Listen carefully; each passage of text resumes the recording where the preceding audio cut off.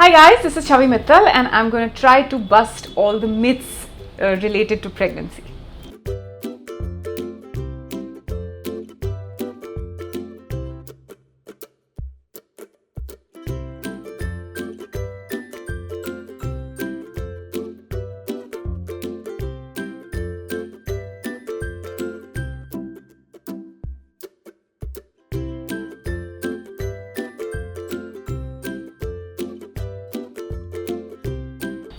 So it's really weird why somebody would think that the pregnant mother should not exercise at all.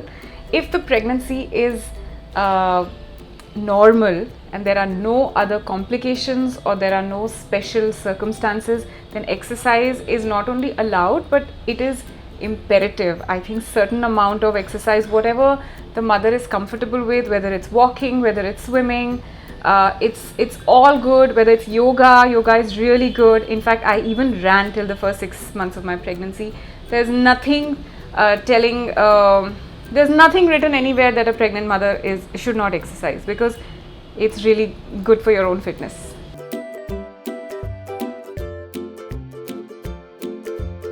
So dyeing, even I've heard, I don't know how true it is, but I think that the colors that you use, that we use for coloring the hair, they have a lot of chemicals, and these chemicals sometimes enter the blood vessels and they enter the bloodstream. Now the amount of the chemicals that enter the bloodstream is very, very minuscule, but I can understand every pregnant mother.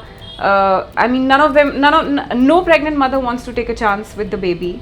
So everybody wants to just avoid it, and I think it's in the best interest of the baby. But yes, using herbal colors or natural colors which do not have chemicals are absolutely fine.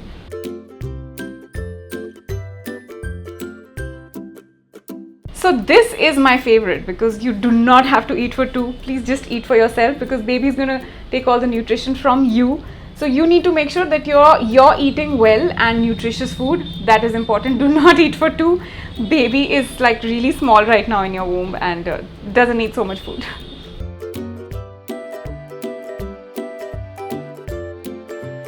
Having sweets is not a big no, but you should know where to draw the line, because sugar is in fact really bad, because sugar is supposed to be worse than cocaine in terms of addiction. So if you're addicted to sugar, then your baby is also addicted to sugar, and when your baby is born, baby is more susceptible to diabetes or high blood pressure and different things which sugar could cause. And we don't want a baby who's completely hooked onto chocolates and gulab jamuns all the time, because we'll just have an obese, undernourished baby in our hands. We don't want that. So yes, sugar is not a big no. You can have it in moderation, but also ensure that you have the good things, the nutritious things, so that when your baby is born, you don't complain. You're not one of those mothers who's saying, "Arey mera bachcha sabzi nahi khata, arey mera bachcha dal nahi khata, dahi nahi khata." So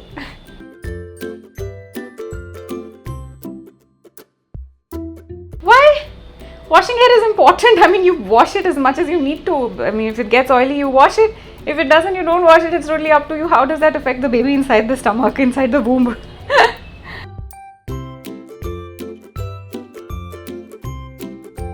Size of the stomach depicting the gender is more like a fun exercise, like a fun thing to do, but it absolutely is no indication for whether you're having a baby boy or a baby girl. Size of the stomach is just, I think it just depends on what is your body size and what is your baby's size. So if your body size is compact and your baby is growing well, then your stomach is bigger, and whatever. I mean, the different bodies react differently when they grow. So like how all of us, when we lose weight, we don't look the same, or when we put on weight, we don't look the same, we look different. So it's just the same way with the baby. Every stomach is going to look different. Doesn't mean we have like so many number of genders around.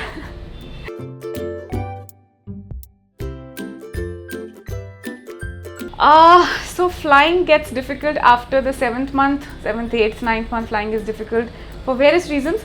Before that, there's absolutely no problem. Please fly as much as you want. Just take a fit to fly certificate from your doctor, from your gynac, and once you have that certificate, no airlines is going to stop you from boarding.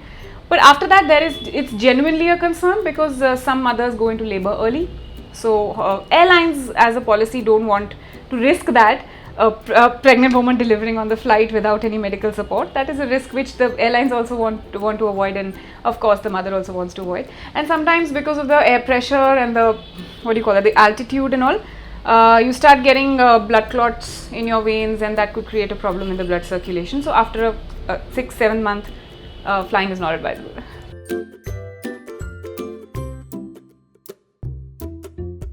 Terrible mood swings is not so terrible, you know. Women in any case have mood swings. It's okay, it's normal. But yes, because your hormones are going helter skelter, mood swings are a part of it, but doesn't mean you can't be a happy pregnant mother. You totally can be, and it's a myth if somebody tells you that, oh, you're having mood swings because you're pregnant. No, please.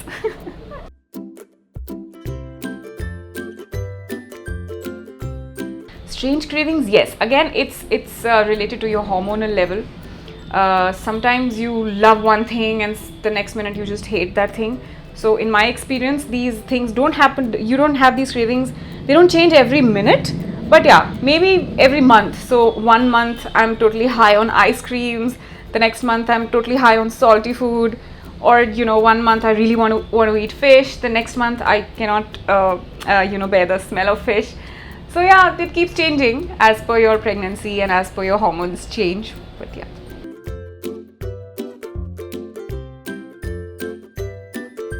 I think it just depends on how comfortable your body is, and initially in the initial months bending is absolutely no problem. Right now if you tell me to bend, I can't, but that's not because there's a myth associated with it. I just simply can't because my belly comes in the way. It just blocks my my whole bending process, and I can't bend. It's just as simple as that.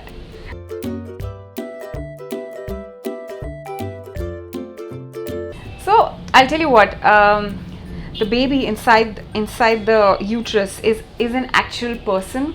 The baby has moods just like us. The baby has feelings just like us. The baby can hear us. The baby can taste the food. The baby is developing the taste buds. So similarly, the baby is also understanding the emotions that the mother is going through. So if the mother is crying, or if the mother is sad or upset, from the mother's heartbeat, the baby can understand that feeling. So I think that's why it's good to always watch good films, happy films, but I love watching horror also.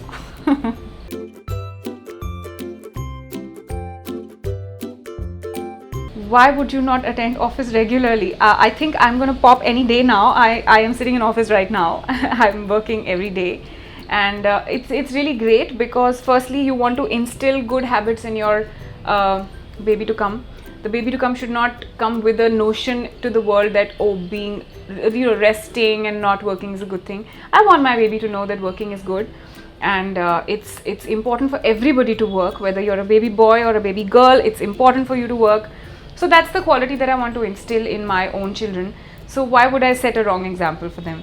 Secondly, also when you're pregnant, I don't want to.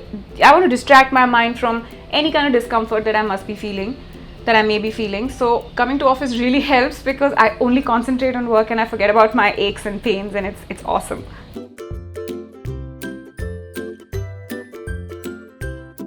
That is a superstition. But again, it's not something that I can comment on. Very early in the day, I guess it's very foolish to start shopping because your pregnancy is not settled yet. So the first 3 months, it takes you 3 months for the pregnancy to actually settle down. There could be complications before that. So I think it's just stupid to start shopping before you know for a fact that baby is safe now in the womb and coming for sure. So that's about it. And as and when you go out, I mean, there's no harm in picking up a thing or two.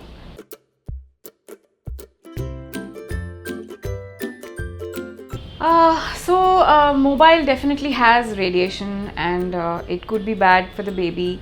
But honestly, in today's world, it is just so hard to do that. And I'm recently hearing that even if you put your phone off while sleeping, there is still some radiation that's coming to you. So yeah, avoid it as much as you can, but don't stress about it, because the worst kind of radiation that you can give to your baby is stress. So just stay away from stress, stay happy and stay positive. Everything is going to be fine.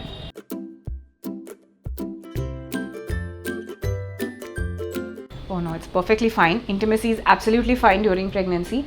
But again, you have to take a go ahead from your doctor. You have to ask your doctor, is it okay for me? Because in certain cases it's not okay.